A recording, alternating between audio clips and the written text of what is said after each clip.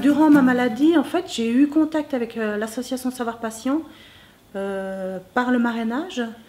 Et le marrainage, c'est donc des femmes qui ont eu un cancer du sein et qui répondent 365 jours par 365 par une permanence téléphonique.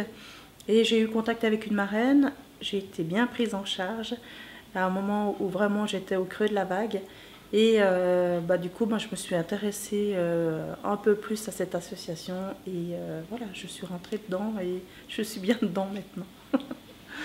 Alors cette association, elle a été fondée en 2001 par un groupe de femmes qui ont eu un cancer du sein et elles ont voulu améliorer en fait la qualité de vie pour après, pendant les traitements et surtout tout ce qui était effet adverse des traitements.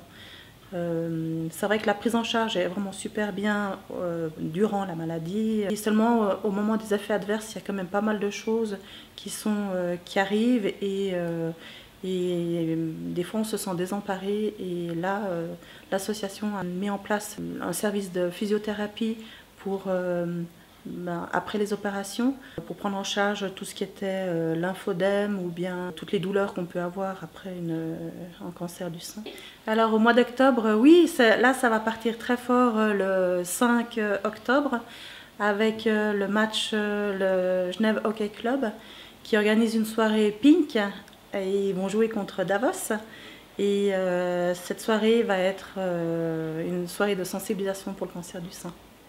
Donc ça sera une soirée rose. Au premier cancer, j'ai fait un saut en parachute parce qu'on avait une bénévole au sein de l'association qui a une école de parachutisme et j'ai eu la chance de pouvoir faire un vol avec elle. Mais ce déclic de défi, ça a été vraiment lors du deuxième cancer.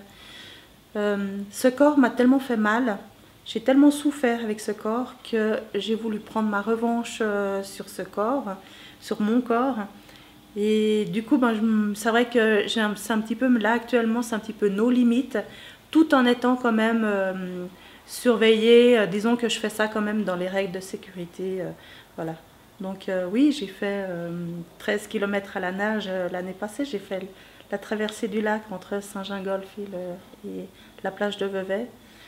J'ai fait baptême de plongée, saut en parapente.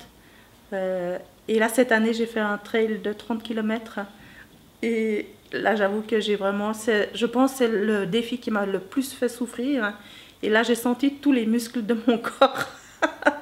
Et c'est vrai qu'au niveau souffle et au niveau cardiaque, j'avoue que j'ai souffert.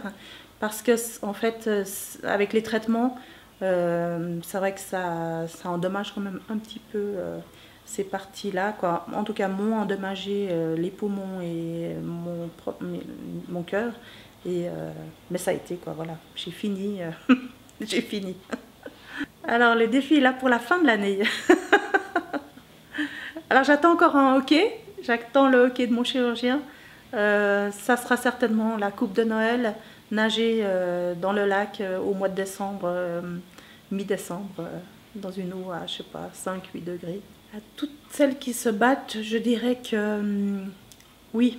Alors, c'est vrai que c'est un long parcours, c'est le parcours du combattant, parce que vraiment, même à mon pire ennemi, je ne pourrais pas souhaiter un tel chemin.